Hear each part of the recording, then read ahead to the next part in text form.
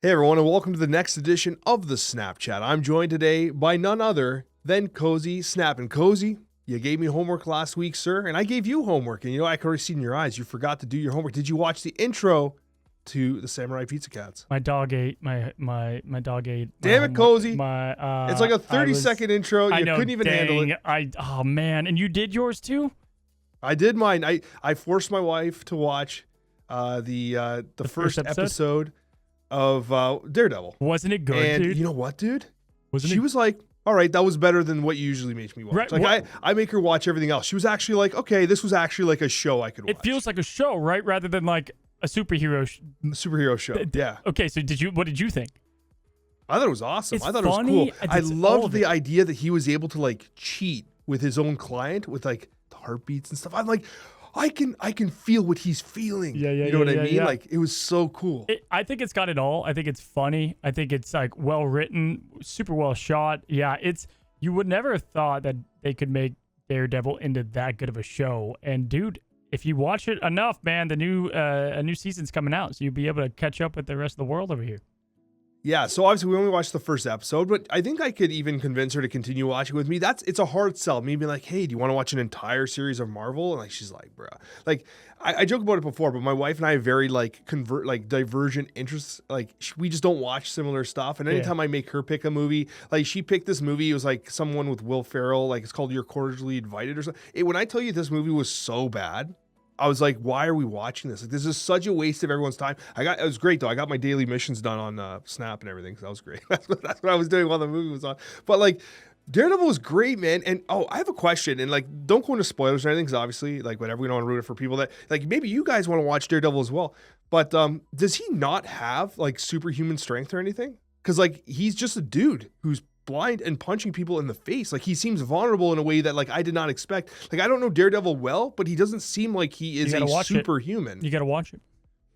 Gotta watch it. That's the answer? That's my answer. Yeah, I'm not gonna spoil it. He could have radioactive laser beams for all you know. Coming. Okay, so he's Cyclops. Episode 2.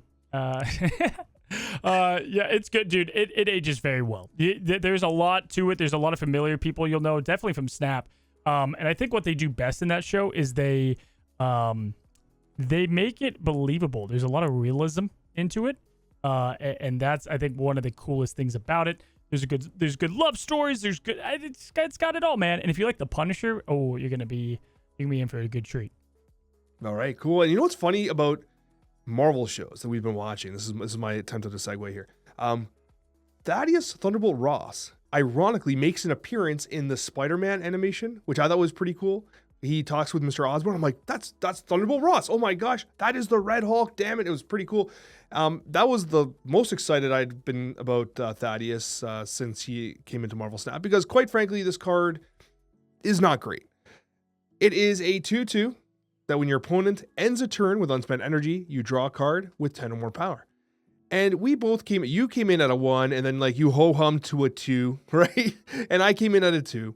And I'll have to tell you, I do think it ultimately falls as a 2-star card. Its stats, it currently runs a 49% win rate at a 7% popularity. It has a negative cube rate. But I gotta tell you, in my play experience with him, when he's drawing cards, he feels good. Like, drawing cards is like, oh man, this is free real estate, you know what I mean?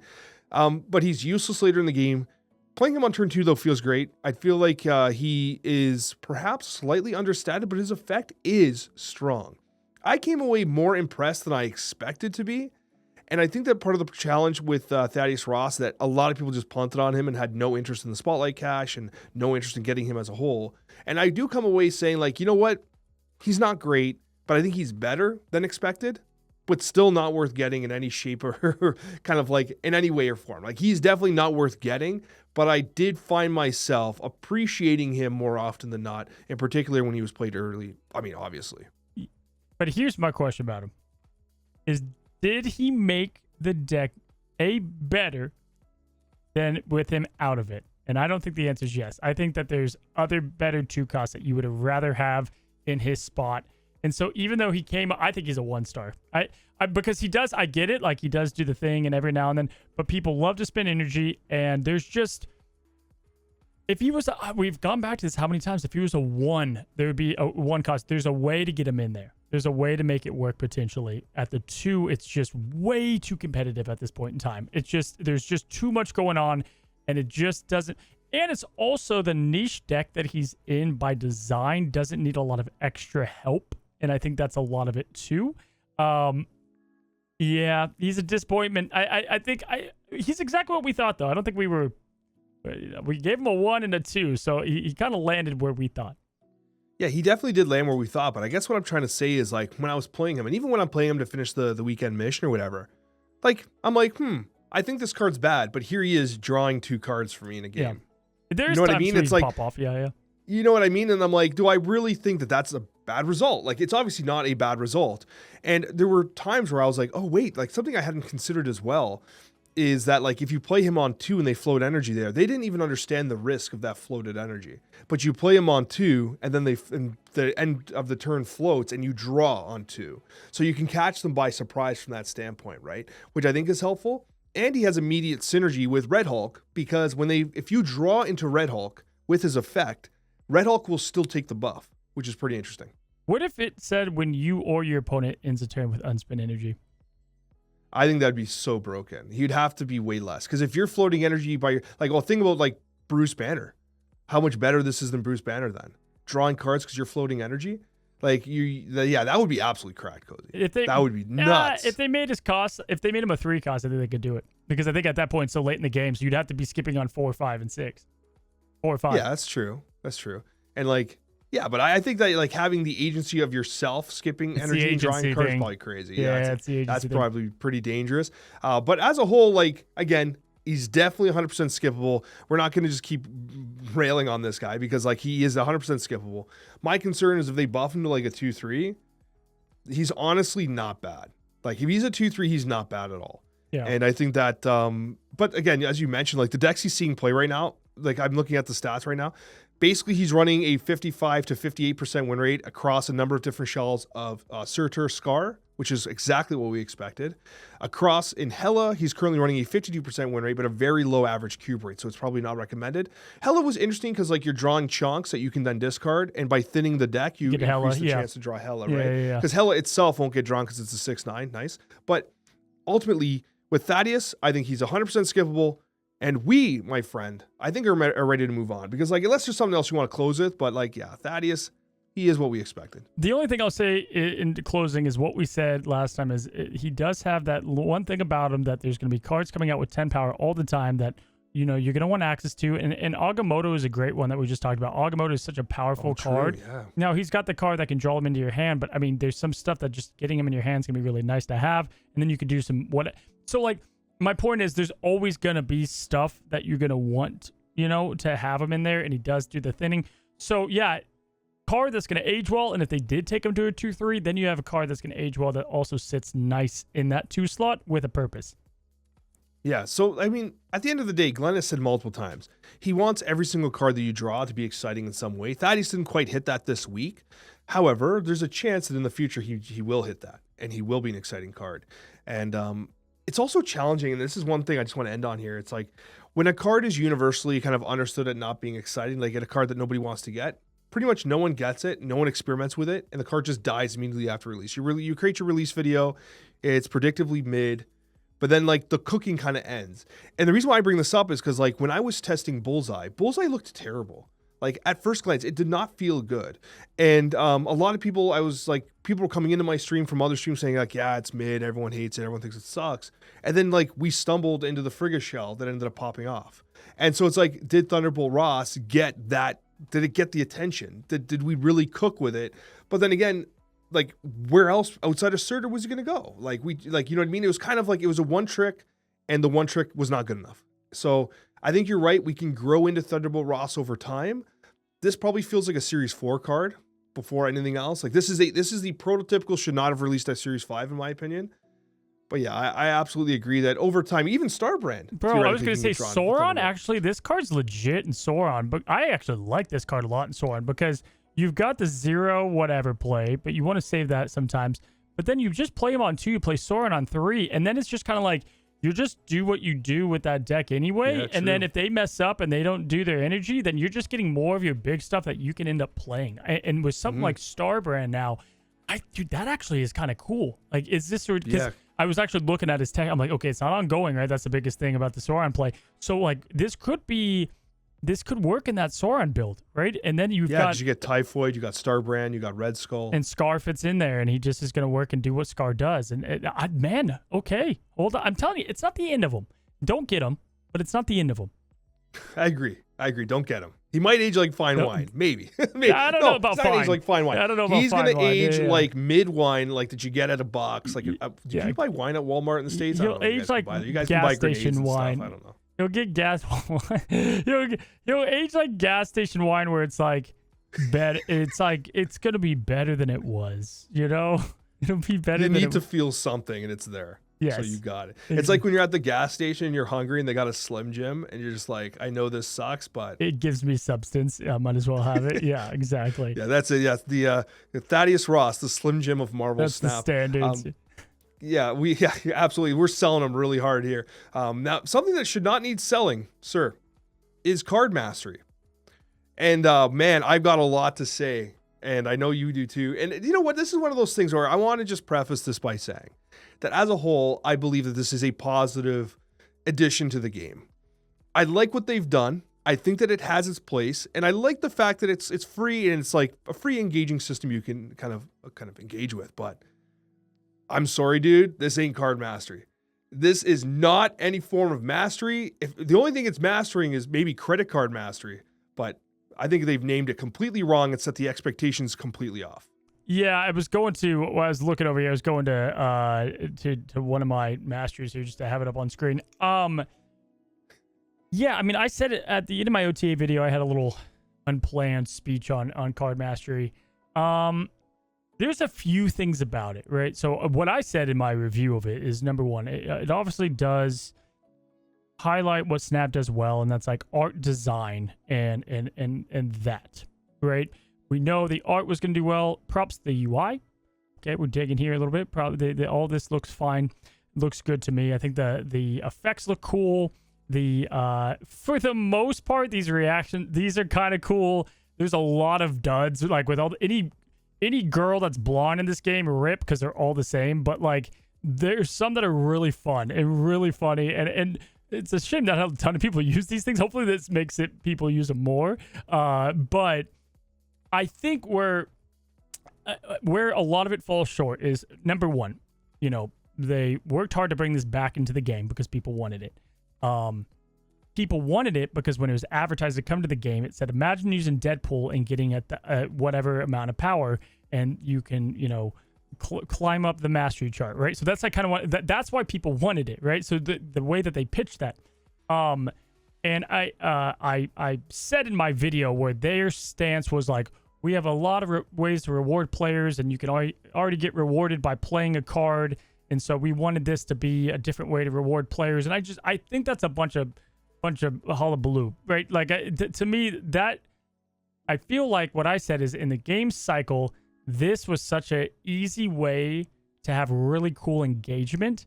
And there are cards that I play so much, bro. I play so much Agent Coulson, and I only have him at like level 23 or whatever, right? And it's like, I don't play Thor really ever, and I've got a maxed out Thor, right? So that to me is number one. It's like, it doesn't show mastery of a card. I want to see a bounce player, and I want to see that guy plays a lot of bounce, thus he has the mastery around it. And so when you say it's a good implementation to the game, I think sure, but also they need to, it doesn't, it just is it's the same thing about albums, right? You're like, oh, it's a good implementation, you get free stuff from it, but I just don't know what, I don't know. They need to add where you can get low XP for playing the card. I think that fixes a lot of it, or rename it. That's it. Dude, 100%. Like, there is no question this is named the wrong thing. This is not character mastery. This is like character progression. Like, this is it's not mastery at all. Like, okay, we talked about this a long time ago when character mastery was first announced. You talked about Smite, I talked about Dota. And Dota has, like, if you have Dota Plus, you actually do a level progression on the characters you play. You get level progression for winning games, right? You get progression for losing games, you get more for winning. But what's interesting is there's challenges that happen every single week. Basically, the way the challenges work, if you're playing a hero that can like root other heroes, if you root 2 or more heroes 3 times, you get like 100 bonus XP for that week. If you get like 10 kills or whatever in a match, you get bonus XP. If you accumulate like extra power via like, if you're Iron Man and you double a location up to 50 power, you get 100 extra XP. Not only that, then they have these things called relics where like, just like, every single time you perform a certain action, you get additional XP. And it's all based on playing the hero. And the way that works is that when I see someone and they have a level 30 on a hero in Dota or in League of Legends or in Smite, and their icon's 30, I know that's not just a credit card, that they have extra skins and that's how they progress that account. They played that hero. They legitimately know what's up. That hero might not be meta, but if you have a level 30 Crystal Maiden or whatever in Dota 2, I don't care if that thing's meta or not. That means you know how to play that hero and you're going to be effective on it, because that's what mastery is. It's like you have accomplished all these goals to showcase that, yes, I am a balanced player. There is a reason why my Toxin has all these gold sparkles around it. It's because I have bounced so many cards with Toxin. I've got him over 10 power so many times, or I've done all these things. I have mastered this archetype. I have mastered this card, and I'm showcasing that today. The only thing that you can use to master card mastery today is your credit card. And that's the only thing that pisses me off. And people saying, well, like, if you play a card a lot, you're going to split it a lot. Like, that's just not true. Like, in the amount of XP you're getting for those initial splits, like, it being retroactive is really cool. And I think the tech they couldn't figure out, if I'm being quite honest, I think they wanted it to be retroactive.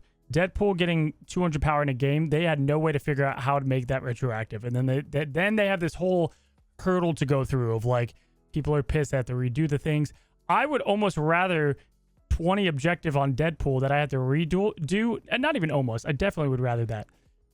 The blunt truth of this, Alex, is, to me, okay, is that it's another thing that is another thing to get more spending. And it's just, at this point, it's not even surprising to me, and that's what it is. Say what you will, it's cosmetic. I totally get it, guys, and feel the way you want to feel.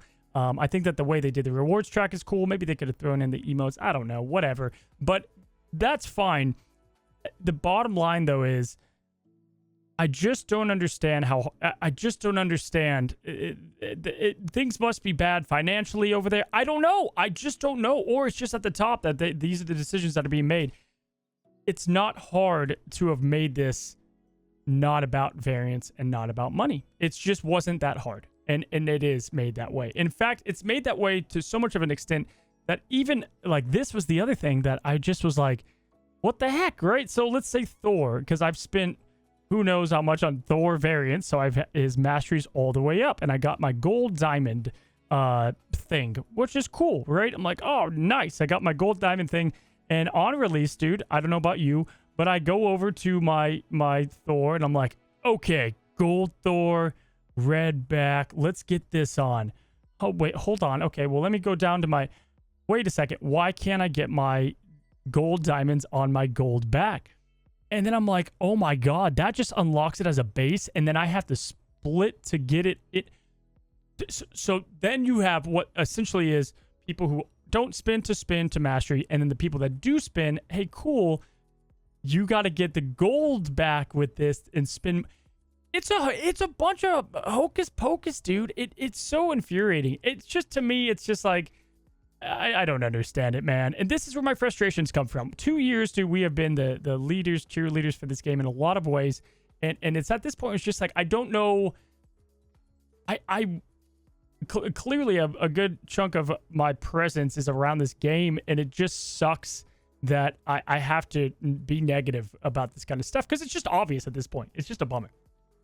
It is. And it's unfortunate because, like, what you're essentially saying is, like, they diluted the splits so that if you want to even get this with gold, it's now even harder because there's so many other, like, accidental things with the spirals and stuff. So many, bro. There's so much, which on paper is cool because, like, there's so many customization options. But part of the customization of Marvel Snap is mixing the flares with the backs. Like, that's the whole thing. And now if you unlock your character mastery 30 diamond stars, now you have to try to split into that. And it's so much harder, and now it's investing even further. But the other side to that is now you're doing splits on a card. It's already at 30, so you're not getting credit for the splits. And it's like, oh my gosh, like you're not actually progressing any further. You're just diving for splits, which is still cool. But it would have been nice, especially at that level, if you would have just been able to apply the unlocked base kind of crackles and stuff to the backdrops that you get. Which, I mean, maybe there's a reason, maybe like it creates, it gets rid of the hamster wheel that they perhaps wanted, but I absolutely agree. It was really frustrating. Like I do not have a single card where I'm using the gold diamonds on that I've unlocked because there's no point. Like I have inked splits, god splits. I got all these splits with crackles and gold and everything. They just simply look better. There's no reason for me to use the gold thing on the base art in the background. Like it's kind of unfortunate. It feels like if they must have known, like when they were testing it, they must have known people are going to want to do this. They know. And I think that's the thing. I think you could sit here and say, well, it's fine that it came to the game, right? We got a lot of free stuff from it. And like, yes, you are correct. But that doesn't mean it doesn't mean that it could have been worlds better. Or if it was just called like, variant super plus or something. I don't know. Like whatever. Just anything other than the whole card mastery, and it's the builds up to it, right? And like you guys wanted it, we brought it. You got to call a spade, and this isn't being overly negative, guys. I would have said this 2 years ago. I would have said it now when it came out. I think that to me, use Mjolnir 4 times to get Thor up to blank power is such a cool thing, because then what that does is it creates an amazing replayability loop for me to really have that as an objective. Okay, I don't care about my rank anymore at Infinite, right? A lot of people get to Infinite, they stop playing, or a lot of people get to whatever because they've done their job. But this, it's like, okay, oh man, I really want that Deadpool next level. Oh, okay, so I've got to get Deadpool to 60 power, and I got to clone that. Okay, let me do 100 plus games. They would have had more, they would have made more money probably, or at least more people playing the game and having that, statistic go up for their whoever looks at it. If they did that, I would play way more if I had these objectives and these mini things. And then if I see that Deadpool, I'm like, yo, props to that guy, bro. He did it. He got that one. He got a 10,000 Deadpool, whatever that, like that's insane. That's really good. Or he played him in over 1,000 games. That was such a home run hit of an idea.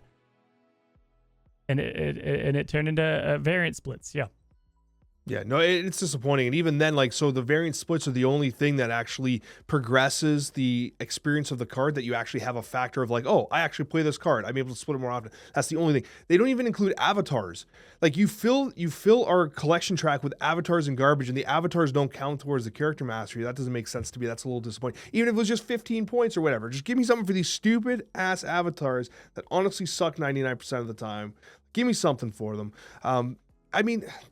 First of all, there's a couple things as well. The bananas, I don't understand what the fascination with the bananas is. Like I just don't get it. Maybe I'm an old man. I don't get the bananas. And there's even a thought to say that if you could, like let's say you're on the process of unlocking things, right? I think it unlocks it automatically for us on the first get-go. But like on new cards, I'm just not going to unlock the first whatever number of levels. Because I was thinking, if I don't unlock bananas and all the garbage, and I only unlock refraction at level 10 and everything above it, do I increase the odds of getting good splits and good flares? You know what I mean? Because I'm just not even including the bananas and the garbage in the splits at all. Like I'm not even unlocking those. So and if I'm just jumping ahead and unlocking those other things, could that potentially work? I don't think that's an intended function of the design, but if you're talking about diluting all the good splits by having all these ho-hum ones, then like maybe that's an option. Yeah, the bananas crack me up, or the spinning wheel, the whatever backgrounds on half of them. Some of those spinning wheels are cool with hips though. Dan Hip Stonks went up with those spinning wheels. Like to the point of what we could say is cool about it. Like, point blank, there are some really cool things that you can build from this. Like the art style and the customization has gone up tremendously. Like that's super cool. Being where we are in the game right now, I think that's my whole point about it is. That's where it feels like it doesn't matter as much, right? It just doesn't like, for instance, like Storm here with there's like a stormy background. Like, dude, this is so cool. I love this. It's awesome. Yeah, this is such but it's just the other things around it that just disappoint. Yeah, and it's unfortunate because I think that there are a lot of really good things about this, especially if you're a relatively free-to-play player. Now you might be thinking, Alex, you're just free-to-play player. This whole thing's pay to win on the collection track. I get it. However, what I will say is that like for splits or cards where I don't have many splits, I actually found it interesting because like the refraction effect that you unlock at level 10, I think is really cool. It's what foil should have been the whole time. And there's cards that I don't play a lot, but I might have like gathered some variants on, like Yellow Jacket. I got a bunch of Yellow Jacket variants, but I don't actually play Yellow Jacket, right? But I'm able to create that refraction effect and actually customize the card so it looks way better than the base ever did, even though I honestly don't play that card very much. But then again, what's that saying about the card mastery? I am not a master of Yellow Jacket at all. Yeah. It takes me a second to even remember what he does. Like, bro, like, come on, you know what I mean? So it's not living up to the name or the hype, even though, honestly, you can see that effort went into this. You can see that, like, there's artists that put their heart into this. Like, you know what I mean? Like, there's some good stuff here, but it's not character mastery. Well, a couple of things. First of all, I will say this for those that are watching this: this Stormback, this one is actually sick. Okay, this one actually works really well because this one doesn't have a background, and this is animated. This is awesome. This is one I would rep, no question. Like, I don't need the gold, whatever. But besides the point, Comic-Con year one, which we're going on 2 years away from, okay, was when we first saw the reaction kits, and they said that every single character is going to get a reaction kit. So we're almost 2 years away from the implementation after the artwork was done, which is crazy to think about, right? They also now have to commission this for every single card coming to the game, so that's also like a whatever they're going to have to be putting into, as well as the emotes. I just think in general they missed the point of the emotes. They missed the point of the reaction sets a little bit, and it just took that time. Took a long time to get those going. Is the art great? Yes, of course it is, because guess what? It's Marvel Snap, and they do a good job with all of these effects. Blizzards, and for those that haven't seen them on cards, you know, I'm popping some of these up. Confetti one's cool. You got stuff like, hey, Jubilee card, throw this on there, right? Like, they obviously kind of like teed you up to do some really cool effects and make them work. And yeah, to your point, you know, Gold Prism, this isn't the best card to look at it, but all the new ones too, the Galactic Storm background, you can't really see it here, but that's awesome. But of course, I can't do the Galactic Storm background with the effect, right? Because I gotta wait for that. But yeah, I've said what I needed to say here, and at this point, it's like it's just another thing, right? Like, it's just like, okay, well, it's here now, it's here to stay, so. Yeah, what I'll end this conversation on was that fact that, like, one of my favorite things about Marvel Snap was that it felt like it learned the lesson from games that came before it. Like, we saw, like, I play a little bit of Hearthstone here and there, and like the length of the turns just drags me down. Like, it's heartbreaking to sit there like in Battlegrounds for like 120 seconds. I'm like, are you kidding me? 120. I have like a book beside me. I'm like, man, because Snap is so snappy. They learned lessons, right? And then with Character Mastery, it's like, did no one play Dota 2? Did no one play Smite? Did no one play anything else with these types of progression systems? They didn't learn the lessons from the games that came before them, and it cost them here. But you know what, Cozy? I got great news. We got some absolute banger questions for the Snapchat mailbag, and we got a couple Marvel Snap ones, but you know, we don't like to start with the Marvel Snap ones. We like to start with Gumpun, who said, in the 80s into the 90s, computer games had a 1-900 number that you could call to get info on how to complete a hard quest. I spent a few bucks now and then. And I think they're referencing when we were discussing the water temple in Zelda being so difficult. And I remember being like, having like 1-800 numbers and stuff that you could call to legitimately get advice on how to beat things. Oh yeah, dude. I watched actually something on Twitter the other day. There was like a Blast of the Past thing, and this guy was like, hey man, I'm stuck here at the Zelda. There's the white sword. I see it. I don't know how to do it. And the guy's job was like to tell him, yeah, how to get the sword. I thought that was so funny, and what a lost era. I would call a number every now and then, like, hey, I see the mastery and I'm playing this card a lot, but it doesn't let me get it. Do you know why this is happening, Mr. Ben Broda, second dinner? But yeah, that Blast of the Past, and also a lot of Zelda fans. But we could do a whole podcast on Zelda if you guys wanted to. Damn it, love the game. Buddy, talking about Zelda, Ryak 00 said, you guys talked about the Zelda games for a small minute and my spirits lifted. Still my absolute favorite series, even if I'm not hot on the Switch games.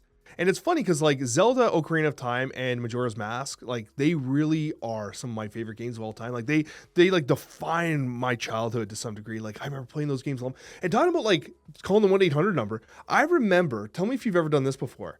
I remember going to like convenience stores and stuff and like reading like guides Like the kind Oh, being yeah. a kid, Sitting going into the down. store, reading the Barnes guide, and figuring Noble. out how to Yeah, do yeah. something, and then putting it back on the shelf. Like we were the reason why they started bagging them, so you couldn't do that. Yeah. Oh, you know what yeah, I mean? dude, for sure. And, man, yeah. For those that play Zelda out there, let's see some of the core memories. First of all, the music's insane. The Forest Temples will always be one of my favorites. Ocarina of Time, the music track for that, I could listen to while I work out. An absolute fantastic masterpiece. I think Twilight Princess is underrated. It's a very, very solid game.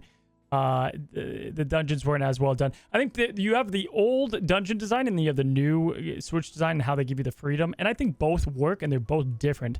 But to me, you have the gameplay loop of dungeon and item in the dungeon. That to me slaps. Nintendo, if you want to make like $1 billion easy, like easy money, all you got to do is remaster it. And not even just remaster, I'm talking like fully remake Zelda Ocarina of Time. Add some new flares and flashes in there, but generally take that game, make it 4K and beautiful, and sell it for $500. 500. Dude, I got a story for you actually. This will crack you up. Dexter and I were doing an escape room. I don't know, a few months back, okay? And it was like this Egyptian themed escape room. And we go in there and there's like pyramids and all this stuff, whatever. And the lady's like, hey, this is one of our hardest. There's some puzzles that you really have to think about, okay? So we're in here and we get into this one room with like a tomb and there's like some other things. There's a giant mirror in there and then there's like a handheld mirror on the ground and there's this giant sunbeam coming from the top of the ceiling that comes down and then there's like a sarcophagus on the other side. And Dexter, who's also an avid Zelda fan, we both looked at each other and I was like, bro, did you play Ocarina of Time? He's like, yeah. I'm like, you used the mirror shield? He's like, yeah. And I'm like, 100%, I'm going to need you to put the mirror to me and beam the reflection of the sun to the sarcophagus. And we opened up that door, dude, within seconds. And then we got out. The lady's like, how the hell did you guys know to do that? And I'm like, it was the Shadow Temple. Like, yeah, exactly. It was good design. Good old days, though. Definitely, man. Good old days. Yeah, definitely the good old days. And let's get a Marvel Snap question in there from Cypher, who says, I really liked the Loki Collector in my early days of Snap. And that was like the first edition of the Loki deck where you play Collector and ramp up. Cracking. I remember first hearing about it being a problem, and it really made me sad that everyone hated my favorite deck. I included this question because I thought it was interesting from a standpoint of like, there's a lot of decks that we might get sick of seeing in the meta here and there, but like we lose sight of the fact there's like casual players or people on the can just playing Marvel Snap because they enjoy playing it and stuff like that. And Loki's their favorite archetype. And then they open up their game one day and it's just not the same card ever again because like competitive people ruined it. You know what I mean? There's a lot of players who play the game so casually. There's a ton of you that listen right now that aren't necessarily the most hardcore people. You're like, I finish my dailies most of the times every day, you know, like that's the kind of level you play and that's cool. And sometimes when these nerfs happen, it's like you're impacting players like the top end of the meta and the sweats and the people that like really care about the 1 power on this card and the 1 power on that card. It's like, well, dude, I was just taking a dump and I wanted to play Loki and you ruined it for me. You know what I mean? I shout out to those people that have to live through that. Yeah, I feel like they do a pretty good job. Sometimes like there's big head scratchers. Like they clearly did that just to solve the you know, they're really probably most invested players, I guess is the term. And there's not so many cards that completely got changed. Like Loki is one that like that was an example that like is gone. Like that you can't do that anymore. And there are, I would say there's a handful of those that have happened. You know, I think that's a tough thing about a lot of games that do that. And if it was a problem, I think we would call it out. I think they do a fairly good job. Not to say that emotions are invalidated there, because it does suck when they take away something you enjoy to play. But yeah, I think they do okay there. Yeah, I don't think they're actively trying to like, look at all those casual players playing Loki. F you, bud, and they just kill it. You know, that's not what their goal is. Yeah. They clearly care about the competitive integrity of the game, and I think that comes from like, well, Glenn's experience in Magic and stuff like that. Like the competitive side's important, but there's a lot of people that don't play Marvel Snap competitively. That's not why they play this game. They want to play a card battler with superpowers. And sometimes when you take away those superpowers for the purpose of balance, gamers get a little hurt. Then it takes us to our next question from Dave, Dream of Dumplings, and it reads, Alex, I love you, bud, but there have been at least 20 times that you have said, we don't have that in Canada, and I'm like hell we don't. I get called out on this all the time when I've said like, oh, we didn't have that in Canada or whatever. And I was like, bro, like where did you shop? Like that's clearly still in Canada. Like I almost act like Canada and the States are like separated by a massive ocean or something like that, whereas we have so much of the same stuff. I do get called out pretty frequently about, I don't even remember what this was specifically about. Like, what did I say on the last pod where I was like, oh, we don't have that in Canada? I think it might have been the shows. Samurai Jack, yeah, it was probably that. Yeah, I think it was Samurai Jack, yeah. I've seen that in like candy tier lists and stuff. I think that's when I see it the most. I do want to say I also dream of dumplings, so I like his name. You know what? I got dumplings at Costco, and honestly, they tasted like garbage. I was not happy with them. There's some things at Costco that just don't. I was gonna say, I mean, you said it in the name there. I got dumplings at Costco. I'm not shocked they weren't bangers. Really? I feel like never mind. I don't want to get into the whole Kirkland signature argument. Kirkland signature is supposed to be the best. No matter what it is, no matter what brand is incorporating Kirkland signature, when I buy Kirkland signature, I expect it to be the absolute best of the best. They should be negotiating the best price. They should be negotiating the best quality, and sometimes they let me down. The dumplings actually is not even a Kirkland signature brand, whatever. Let's move on from the Kirkland signature discussion with the last question of the day, come from Eddie Zilla. And this one almost brought a tear to my eye, Cozy, because Marvel Snap's going through a lot of changes. And Eddie said, it will be a great time to be a Marvel Snap player. It will. As soon as we get that draft mode, it will be. I think someone said try to go a whole episode without saying draft mode. So there it is, draft mode. It will be when we get character mastery. That's what I'm really waiting for. Draft mode, character mastery. First edition cards. Yeah. The first edition cards, series drops on the regular. Just general, like, I just can't. Man, listen, I'm not saying we're huff and hopium all the time. I know Snap's been through a bit of a rough spell, but you know what, Cozy? We still love the game. We still have fun. And we still appreciate that each one of you guys are here with us on the Snapchat. And guess what? We'll see you on that next one.